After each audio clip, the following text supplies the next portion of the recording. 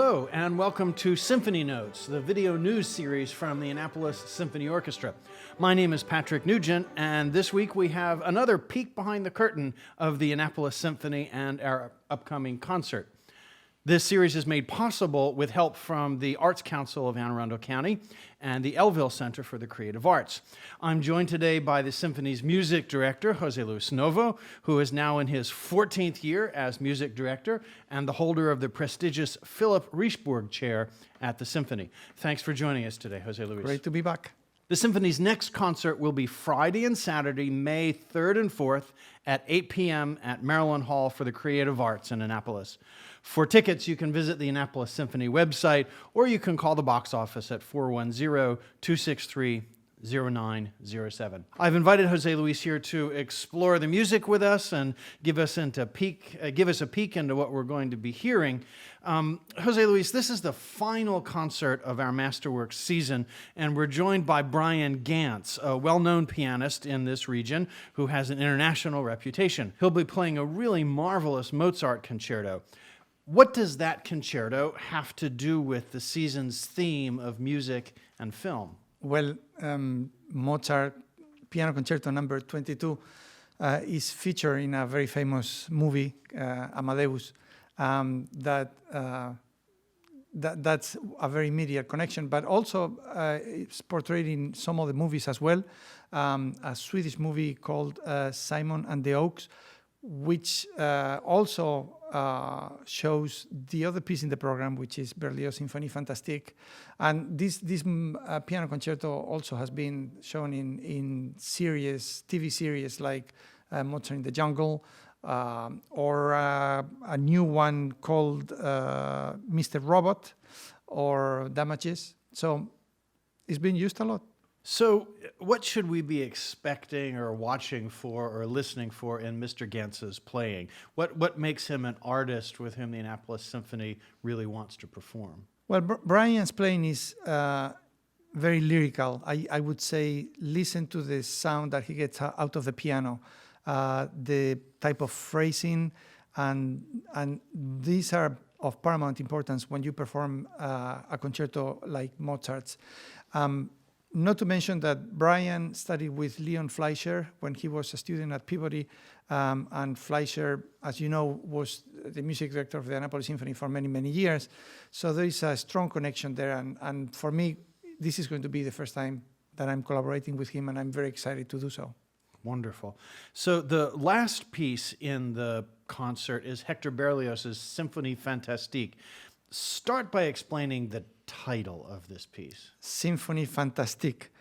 Well, Berlioz was, as you might know, a French composer of the Romantic era, and he was in the middle of the cooking up of the Romanticism, and he was sort of this crazy French composer that wanted to push the envelope farther. He was incredibly impressed with the symphony cycle that Beethoven composed, the 9 symphonies that Beethoven composed, and he sort of wanted to take up on Beethoven's legacy and add something up. So he came up with this idea of, he also was an incredibly curious mind in that of, was fascinated by literature, and he was an admirer of Shakespeare, but he thought that literature and music should have a strong connection. So he thought that the idea of combining a story with music behind it would be incredibly powerful, and that's exactly what he did. In the Symphony Fantastic, he created a story behind the music, which now in technical words we call program music. So the word fantastique. Fantastic has to do with the idea that that starts in this world and kind of goes out there through the use of drugs, because it has something with using opium. The idea or the story behind the symphony is that Berlioz became infatuated with this young actress when he went to see some plays of Shakespeare, and he almost fell in love with her immediately, despite that he didn't really understand English. This ended up being one of these romantic impulses that Berlioz had, because they ended up marrying at some point later on, although the marriage was not any good. But she was the muse inspiring the whole symphony. So the whole symphony is about the idea of this young lover that has fallen in love with this wonderful woman, and starts at the beginning with this sort of music developing in a dream, and then the idea of the love of this woman is identified with a motif that is going to be coming back through the whole symphony, the 5 movements of the piece. So this is another element that Berlioz was famous for, the cyclic music. This means that he's going to use that motif again and again in each movement in different ways. So motif is just a recognizable melody that you can spot again and again. Exactly. During the program. So if somebody is new to classical music, these motifs and the other things, what should they be listening for in the symphony? How can a new listener make sense of the piece as they listen to it? Well, I think one of the most important things to concentrate on is the ability of Berlioz to use the orchestra as an instrument. Berlioz wrote a book on orchestration. So he was one of the masters of orchestration at the time, and he pushed the envelope on orchestration much more beyond Beethoven. He used the instruments like the English horn as a solo instrument, and we are going to be hearing the first time that an English horn had a big solo.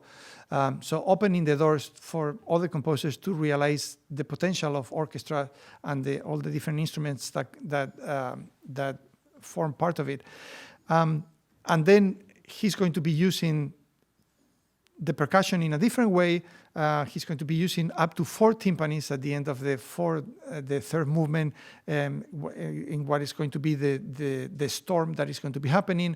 Then the 4th and the 5th movement bring the brass in a way that is going to be incredible. And then in the last movement, we are going to have church bells that they sound like not so much from heaven, but from hell, because they are calling the Dies Irae. But in any case, just if you listen to the sounds that the orchestra are going to be producing, it's going to be an incredible trip of sounds. Mm-hmm. Then, if you follow the story a little bit, you are going to be sort of entertained how Berlioz understands that. But I would say concentrate on the sounds, and that's going to get you. It's like a roller coaster of sounds from beginning to the end. So you mentioned the Dies Irae. That is the famous medieval hymn that was sung at funerals in the Middle Ages. It begins, "O day of wrath, O day of anger." It's about the day of judgment. It's a very recognizable theme. Ba-da-bum-bum-bum-bum-bum-bum. What is Berlioz doing with that in that movement? What's with the Day of Judgment in a piece of classical music? Well, this has to be with the whole story of. We have the first movement in which he falls in love. Second movement is a ball in which the lovers are celebrating. Third movement is set up in a bucolic landscape. Then we have the storm. Then the fourth movement. The composer, which is the young lover, thinks that he has lost the love of the young lady, and he tries to commit suicide by inhaling opium, but he doesn't have it taken off. So instead, he has a dream, and in his dream, he dreams that he kills the lover. The young lady, and then he's obviously sent to the stake. And then the fifth movement, which is where you hear the theme of the Dies Irae, that's where he's going to be judged because he killed someone. So it's really a fantastic or a story that he just created from basically the product of his imagination. So here's a piece of classical music. We're going to be hearing different melodies, different instrumentations, different moods. How do you know this whole story? Are we going to be able to hear the story in the music, or how do you know that this is the story that is being told? I think you only know if someone tells you about it. In the end, the story is not that important. I mean, I would say it is not important that you know what the story is about, because the music is going to get to you no matter what. There was the great American conductor and composer Leonard Bernstein oftentimes talked about the connections between the story behind the music, but in the end, he was in favor of the music being a real abstract art form. So you don't really need the story for the music to be relevant. You just need to be open to the beauty of the sounds and let the sounds take you. And that's going to be enough to enjoy the whole concert. So in this concert, we're going to hear two symphonies, one by, a concerto, a concerto by Mozart, who is a great writer of symphonies, and then this symphony by Berlioz. Tell us a little bit about how music and symphonies changed from the day that Mozart was writing them until the day that Berlioz is, as you say, pushing the envelope. Well, when Mozart was writing symphonies, the symphony was sort of a baby, so to speak. It was instrumental music that had detached itself from the previous music, which was basically mostly sacred music. So instrumental music was, to put it in normal words, kind of the odd element, because they detached themselves from the church, and they wanted to become independent as an art form. So the symphony as a piece of music was the main vehicle for composers to push in that direction. Mozart did a great job in that regard. He wrote, as you know, 41 plus symphonies, but by the time Berlioz came along, Beethoven had been in between and also Haydn with the last symphonies. So Haydn and Beethoven had developed the art form of the symphony further. And by the time Berlioz came along, he felt like, with the entrepreneurial attitude that he had to come up with other ideas. And he brought this idea of the literature element into the symphony, the program behind it, and the cycling element of connecting themes. So, not to mention the enlarging the symphony as an instrument with the addition of more instruments. So as a conductor, does conducting Berlioz present any particular challenges for you, or is there something that's especially exciting or different about it? Many challenges. The first movement of the symphony, it's incredibly subtle, and the music prior to Berlioz was, generally speaking, always sort of steady in terms of the pulse. Berlioz already starts using managing rubato, what we would say, changing the pace of the pulse, not changing the tempo, the speed, but just a little bit pushing, a little bit laying back in a way that is not easy to do because it's very, again, very subtle. So that's one of the challenges, to do this in a way that is natural. But also just controlling the different forces and all the instrumental effects that he does with all the percussion, the four timpani playing, the English horn, some instruments play off the stage. Then we have the bells at the end, a huge brass section to balance with the strings. So lots of challenges, but it's fun as hell. Great. I'm really looking forward to this concert. I love Mozart dearly, but the Symphony Fantastic was the second classical record album I ever owned, and so I have this intense personal connection to it. I'm looking forward to it, and I think you will enjoy the concert immensely. It should be beautiful. Thank you, José-Luis, for joining us today and sharing from your experience and knowledge about this concert.